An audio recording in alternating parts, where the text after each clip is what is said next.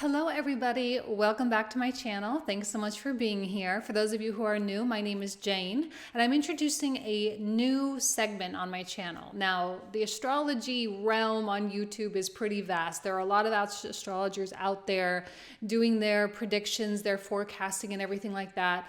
I'm going to just go ahead and throw my hat into the ring. On my weekly bump, okay, on Monday, I published a weekly bump. We're going to get that going again. I mentioned that I've been having a really hard time, like emotionally and spiritually, psychologically, really showing up for private clients right now. I'm not quite sure why, but I've just been feeling inspired to focus on some other things that I have going on at my new house. So in lieu of that, I've decided to publish out more free content on my channel. I'm going to be doing a new segment on Friday as well. And we're going to try this for a while and see if I can keep this going. 3 videos a week with a weekly bump, an astrology video, and we'll be doing a love reading on Fridays. So I don't know. We're just going to kind of play with this. We're going to see how this goes. So today we're going to be focusing on astrology. We're dedicating Wednesday, all right, Wednesday ruled by Mercury, intrinsically connected with astrology. We're going to dedicate that to an astrology reading. We're going to do weeklies and just kind of talk about the energy that we can expect for the week to come. Okay, so let's go ahead and get started here. Let me get this camera. Okay, so before we even get started on the actual astrology stuff, I do want to just talk about the setup here. Now, I've chosen to do this in a very specific way. I may change it later on, but for now, let me just introduce you to how this is set up. So what we're going to be doing is we're going to be doing these charts, maybe not like go through every single day, but we're going to go through the upcoming week. And I'm going to start each day with the sun on the ascendant here, which is the eastern horizon. Just as kind of that reminder that, like, yes, it's Scorpio season. Yes, the sun is in Scorpio, but also remember that the sun rises in Scorpio, meaning we start each day with the essence of a Scorpio rising. Okay, so that's something that's beautiful to remember as the sun goes through each zodiac sign. I've also chosen to bring up the Decans. Now, for those of you who don't know, let me just talk about what the Decans are. So every zodiac sign has 30 degrees. Each 30-degree segment is broken down additionally into 3 10-degree sections. Each 10 degrees is ruled by a zodiac sign from that particular element. So for example, we are in Scorpio season, so we are in a water season.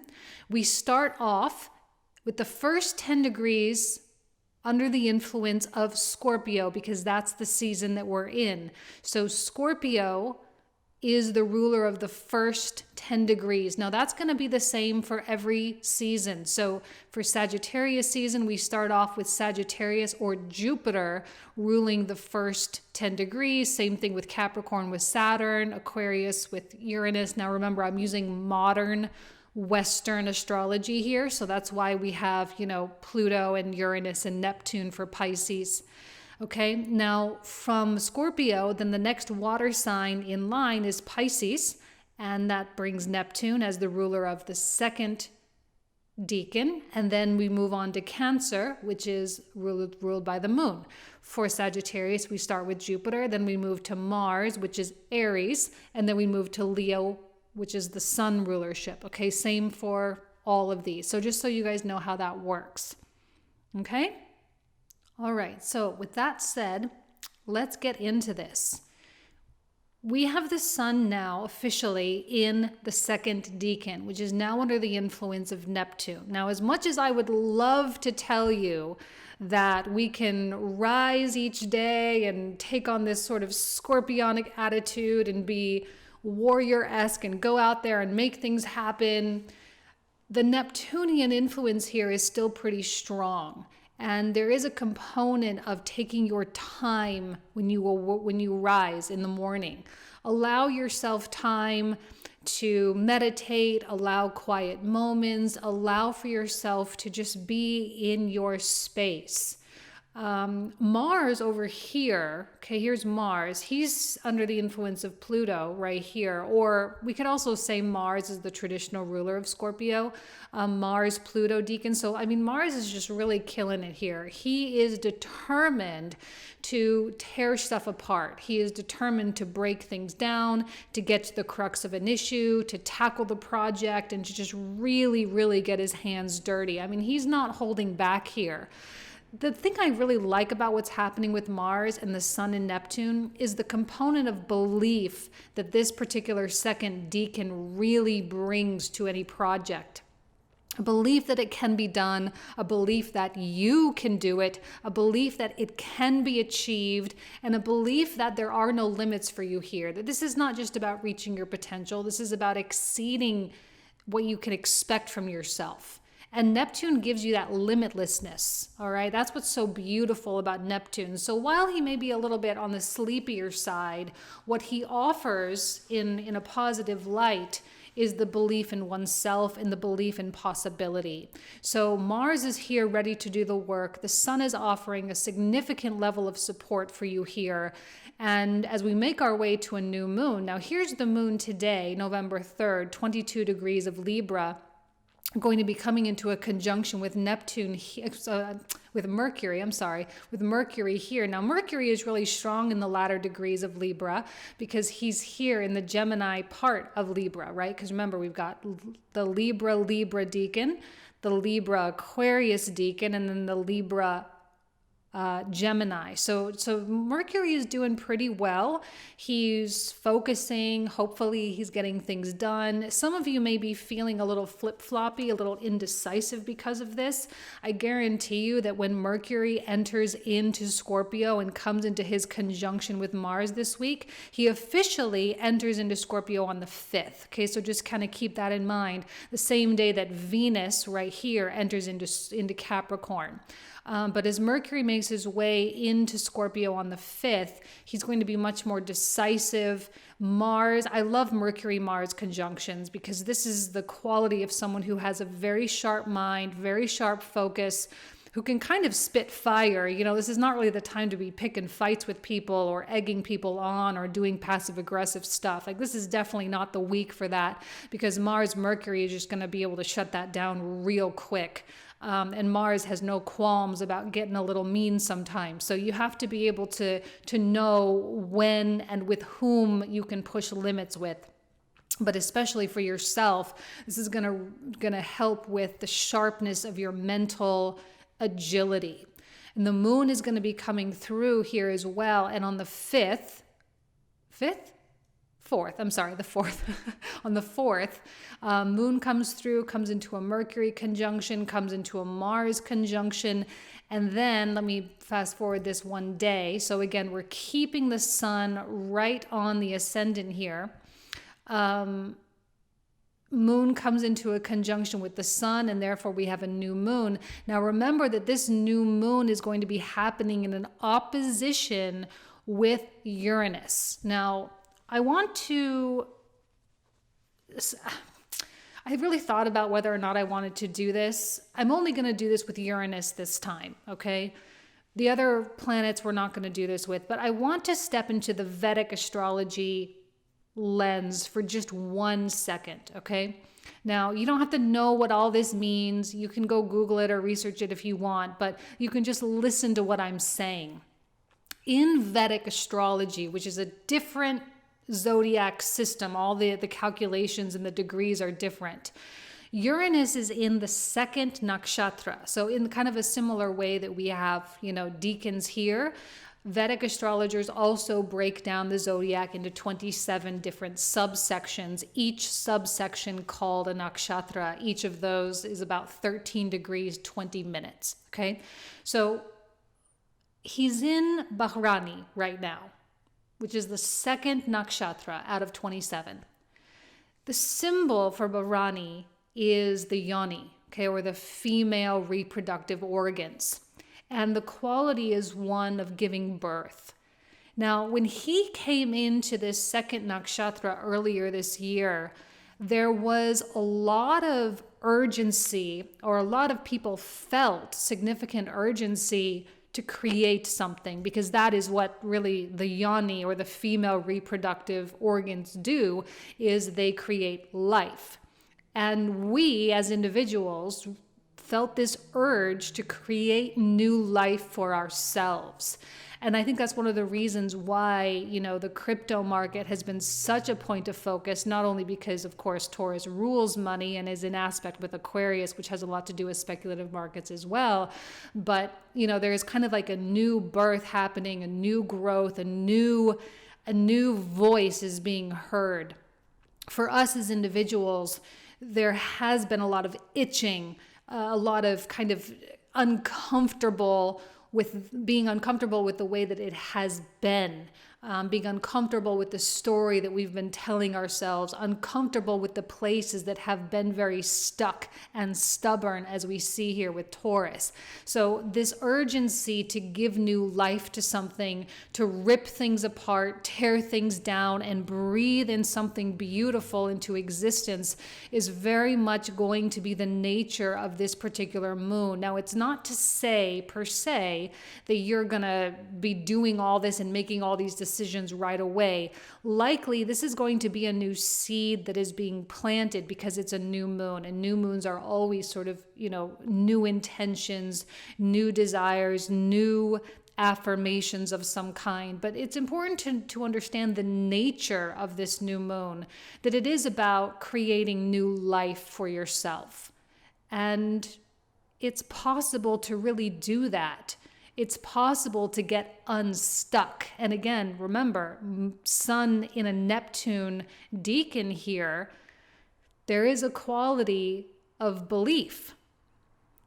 To believe that if you quit your job and started your whole new thing, that it would be okay, that financially you could take care of yourself, that you would find a way. Sometimes Neptune can get a little out of bounds, but Mars within the Plutonic Decan here, I think wouldn't do that. He's not about getting out of bounds with Pluto. Pluto is very controlling.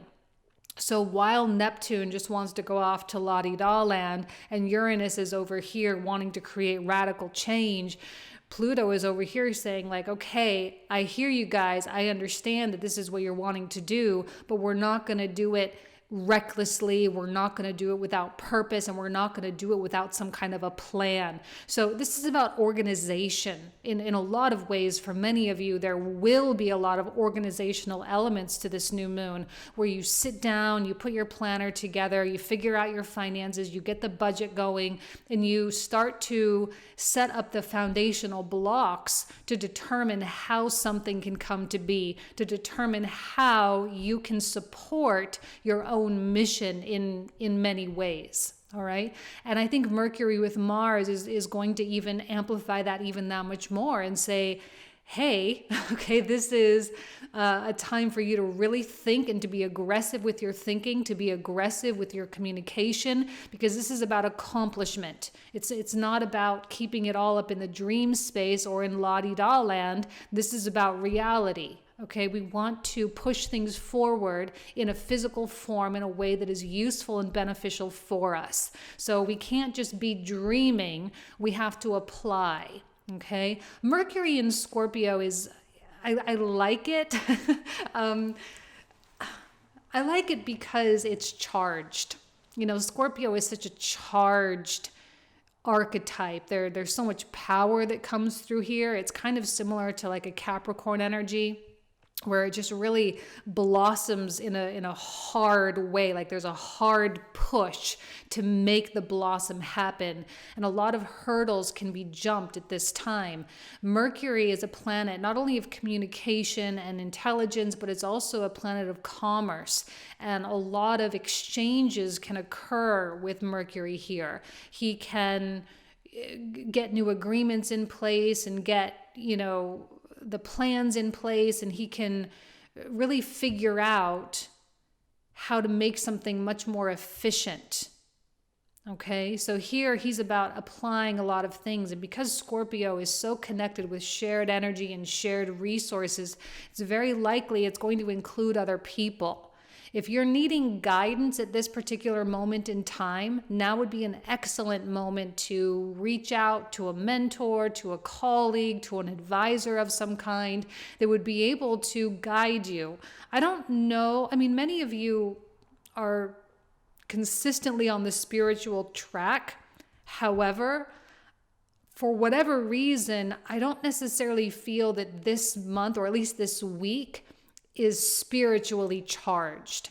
This is more about real life, and the emotion and the pain and all of the setbacks and all of the self-sabotaging behavior that you nurtured in the past.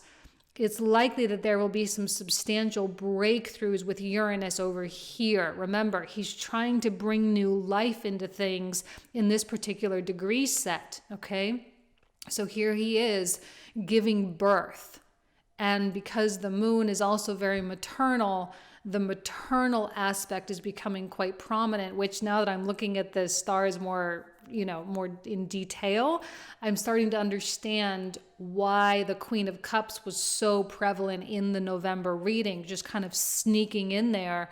And here she is, the moon, very quiet, very subtle, but also still, like, she's so quiet and passive to some degree, but yet she's ultimately the director of the orchestra, or like the maestro standing up there with her baton ready to conduct, the symphony or whatever. So she's very powerful, but subtle at the same time. And there's a lot of sort of coming up out of the ashes during Scorpio as well. People not expecting you to do something, not expecting you to say something. And then all of a sudden you say it, you do it, to everyone's surprise. Okay. And this new moon, obviously, we're building up to an eclipse on the 19th, which is happening over here at the 27th degree of Taurus. So we're going to talk more and more about that in the upcoming couple of weeks. That's going to be happening in the Saturnian Decan of Taurus. So a lot of Saturnian energies at play here as well, happening in a square with Jupiter, which is right down here.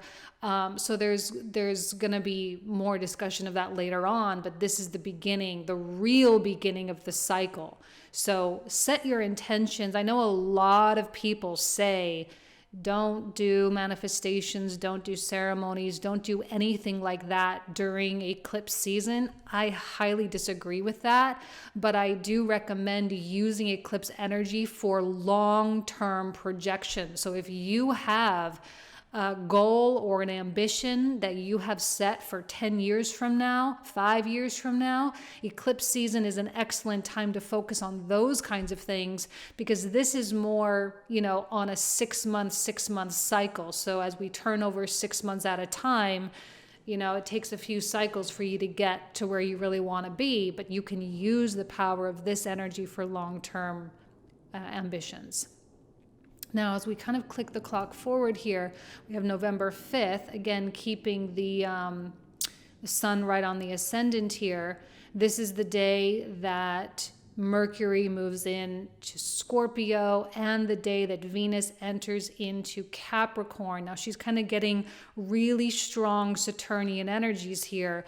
This is, actually, I wrote this down. When is she? Okay, now,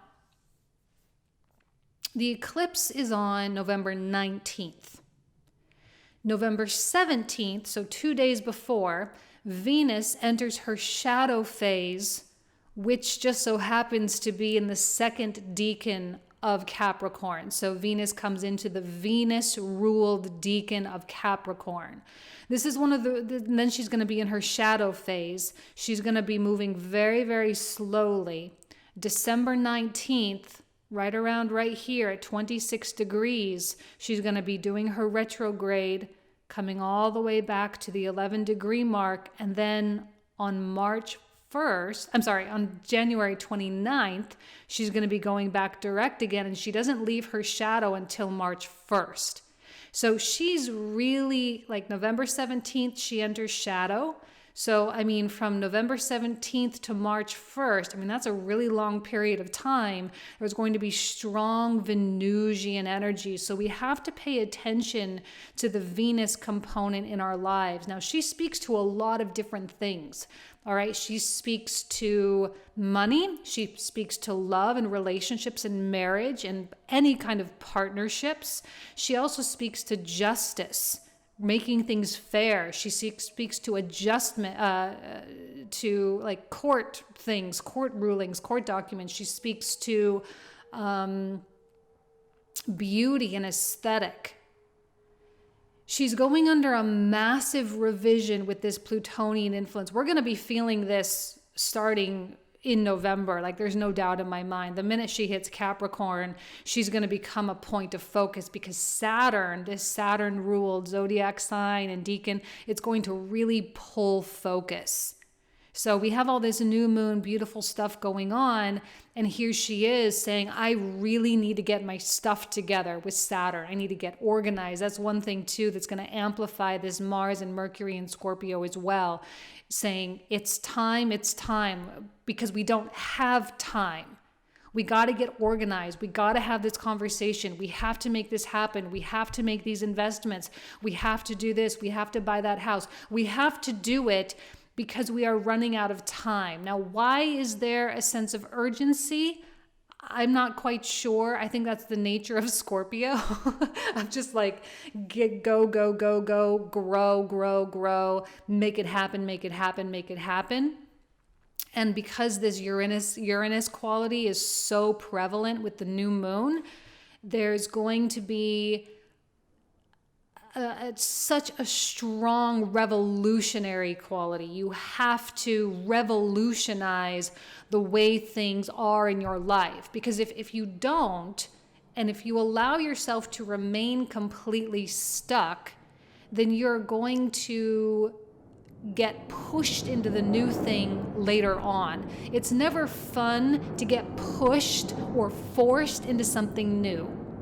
Ever. It's never fun to do that. It's better to, with your own consciousness, with your own conscious choice, to make the decisions to head into the unknown space and get it organized and get it structured and get it set up and fixed, so that when things around you start to change, you are not just like getting thrown out into a tornado type of thing. Okay, so this is about control. Scorpio is very much about control, but it's about control over things that you have control over. It's not about controlling another person. It's not about forcing someone to do what you want them to do. This is about you controlling yourself and not allowing you to get in your own way.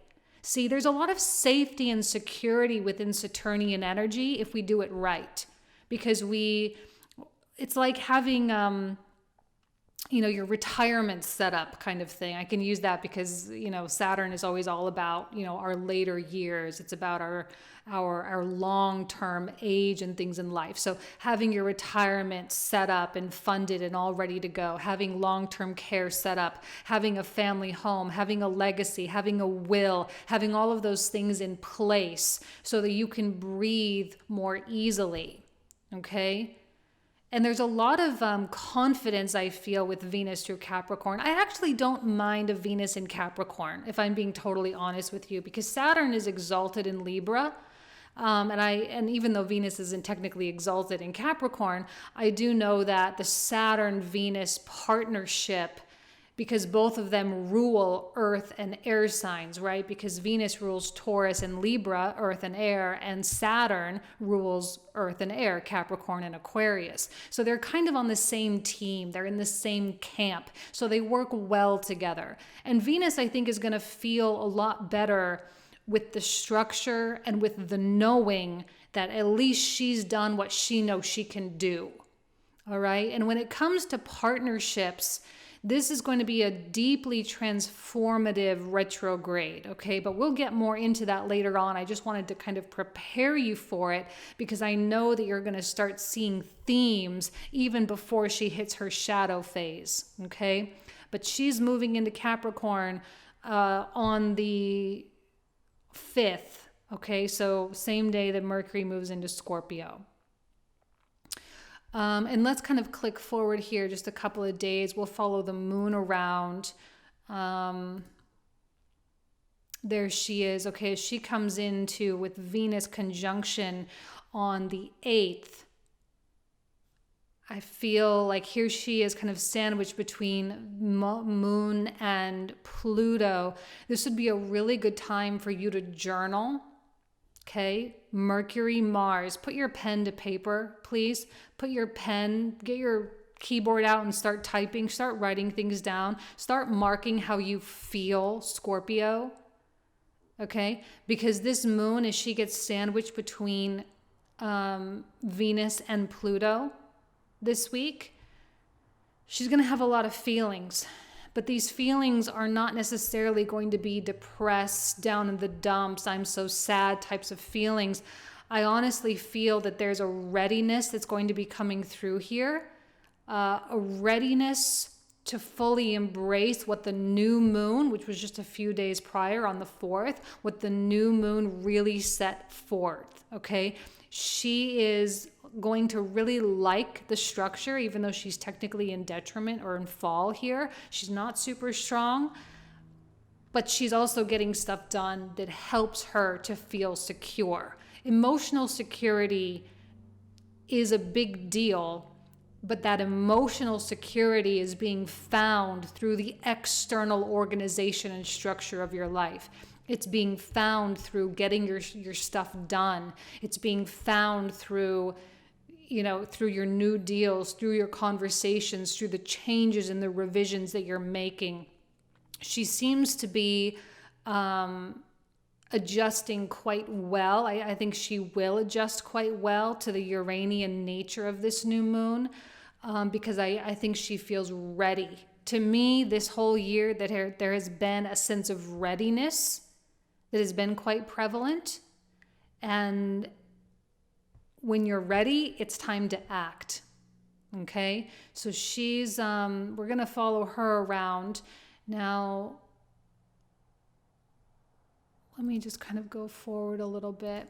She gets here to the Saturn, Moon-Saturn conjunction, and then she's going to be moving quickly over the moon and coming through and conjuncting Jupiter. So she's going to have a few days here of Saturnian stuff, as she does every single month.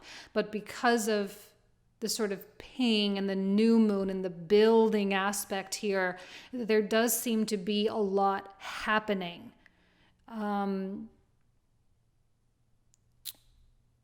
Here we still have the sun in the Neptune or the Piscean Decan of Scorpio. This is a time to allow yourself to dream big, okay? To dream really, really big, and to not hold back, to not restrict. Even though Venus is here in Capricorn, she's only here to offer support. But the sun is still a big driver, obviously. It's this gigantic mass in the middle of our solar system. I mean, it's so big, it's so powerful. We cannot escape the power of the sun. So Neptune and Mars qualities, Neptune and Plutonian energies all coming through and saying, get bigger, get bigger, get bigger, get bigger, and get the structure, get the support, get the foundation built. Push yourself, Aquarius. This moon through Aquarius, every time it comes through here for the next year and a half, well, actually it's up to 2022, when Saturn's here, it's going to continue every month to ask you to push the limit, push the limit, push the limit, push the limit. 2021 was a massive opportunity for you to embrace change, and I see absolutely no difference for 2022. Okay, so if you didn't really do a lot through 21, it's likely that you will do it through 22, because Saturn through Aquarius can't help itself.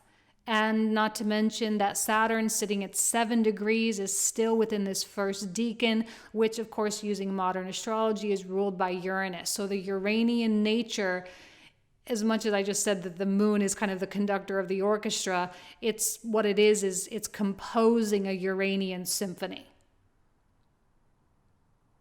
It's Uranian music. It's beautiful, it's chaotic, it is unpredictable, and it's something that you never thought you would do. It's something you never thought you could do. But you're having to go deep within yourself, as Scorpio asks you to do every year, and to really push the limits, to confront your fear. Because guaranteed, the more deeply you look within your fear, the less likely you're actually going to find a fear that is good enough to prevent you from pushing right now. That's going to prevent you from getting uncomfortable right now. As the moon progresses, and we'll talk more about this next week, the sun, as the sun progresses, we'll talk more about this next week, coming into the last decan of Scorpio, which is ruled by the moon here. Okay, this particular transit is going to be a healing transit. The last 10 degrees of Scorpio, still coupled with Mars and Pluto, but Mars will be moving into Neptune, which is going to continue with that huge sense of belief. All right, belief, belief, belief. Have faith, have faith, have faith. Be optimistic, be optimistic, be optimistic. I don't know what other Neptunian little catchphrases you need, but I don't think this Neptunian energy is delusional by any stretch of the imagination, because Uranus is so logical, okay, that there's not a risk of you being deceived. There's not a risk of you being in a state of confusion, because with Uranus, everything is crystal clear. He doesn't bring confusion. He may bring chaos, but it's not confusion, two very different things. So don't second guess your clarity. Don't second guess your path right now. And that has been a message through not only the November monthlies, but also through the weekly bump that I just published. And this is going to continue. Like, we're not going to get this message once Saturn hits Pisces. We're not going to get this message. It's not going to work like that. It's not going to be as clear. There's going to be a lot more like, okay, well, do your meditations, make sure, all that kind of stuff, because the Pisces energy can be very deceptive. But Aquarius is not. Okay, so we need to lean into this time to really embrace it, and to really capture our self-belief, and to use that and leverage that for growth. Okay? Now, I know a lot of astrologers will go through like every single placement. I don't really know that we need to be doing all of that. Although week to week, I may change the format. I may go through a lot of this kind of stuff. But I feel that that's probably enough what you guys need to know here. So next week will be a little bit more powerful, since we will be building up to the eclipse, and we're going to talk about it a lot. So that will be fun. Okay. All right. I'm going to leave you guys there. Thank you so much for everything. You guys know I love and appreciate you. Have a great week. Talk to you soon.